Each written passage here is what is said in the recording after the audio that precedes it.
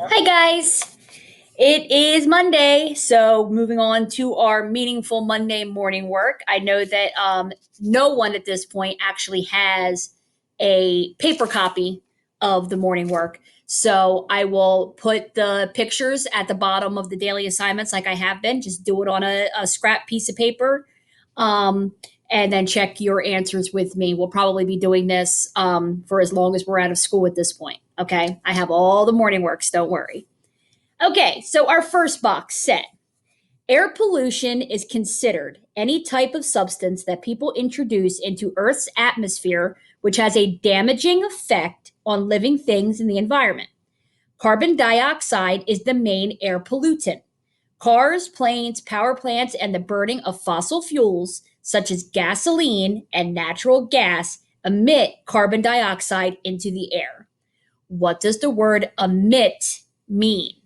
Okay, so what I like to do in this case is just take the words that are in the multiple choice and take out the word emit, put that word into it, and see if it still makes sense. So, cars, planes, power plants, and the burning of fossil fuels such as gasoline and natural gas release carbon dioxide into the air, contain carbon dioxide into the air, withhold carbon dioxide into the air, or reduce carbon dioxide into the air. Okay, so obviously, cars, planes, power plants, and the burning of fossil fuels emit this carbon dioxide into the air. So another meaning for emit would be to release. So I hope you picked A as your answer. Okay, interpreting a bar graph. Fresh water is essential for living things to live. Access to fresh water is a problem in many countries. An increase in human population is one reason why water is scarce in some countries. Which of the following is a logical interpretation of the graph? So, hopefully, you had a chance to look at that graphic source that was there. The water scarcity in countries. Okay, so along the bottom of the graph, there were years, and along the side of the graph was how much the water is scarce or not there in those countries. Okay, and if you take a look in 1992 to 2014, the bar steadily goes up, up, up. Okay, so let's take a look at our choices. Be very careful of each word because one word can change the meaning of the sentence.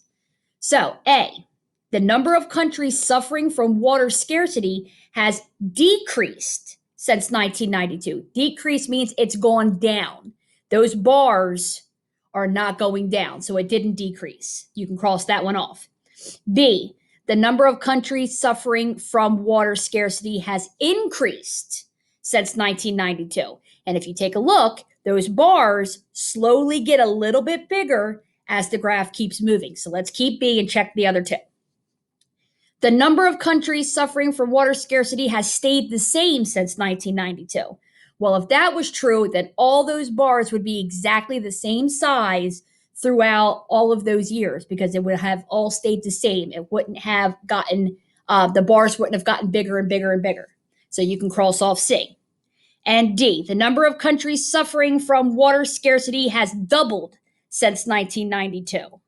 Okay, so the number of countries, which is those numbers on the side, that 0, 20, and 40, if it doubled, then we would see those bar graphs doubling in size as well. Okay, so if we take a look, those bars, they're going up a little bit, but they're not doubling in size. Okay, so if we go back up to B, the number of countries suffering from water scarcity has increased since 1992. That would be our best answer because those bars get a little bit bigger each time we go to a new year. Okay, synonyms and antonyms. Inhospitable and welcoming. Okay, in is that prefix for not. Hospitable is when you are welcoming to people, like You have hospitality. You make them feel welcome when they come to wherever you are, your home, your class, your party. So if you're inhospitable, you're not hospitable. Okay. And the other word is welcoming. If you're welcoming, then people want to be around you. So those words are antonyms. Get burrow and tunnel. The rabbit burrows into the ground. The rabbit tunnels into the ground. So both of those words, synonyms. Number 3, queasy and nauseous. I just ate pizza and I feel queasy. I just ate pizza and I feel nauseous. Basically saying the same thing, right? So queasy and nauseous, synonyms. All right, number 4, proceed and cease. If you proceed with something, you go forward, you keep doing it. If you cease, you stop doing something. So those two words are antonyms. And number 5, apparent and unlikely. So if I said, it's apparent we'll be going back to school on April 20th, or it's unlikely that we'll be going back to school on April 20th. Those two things, we're saying two different things. So number 5 are antonyms or opposites. All right, so that was Meaningful Monday. I'm going to stop the video here and then pick up with Multiplication Monday.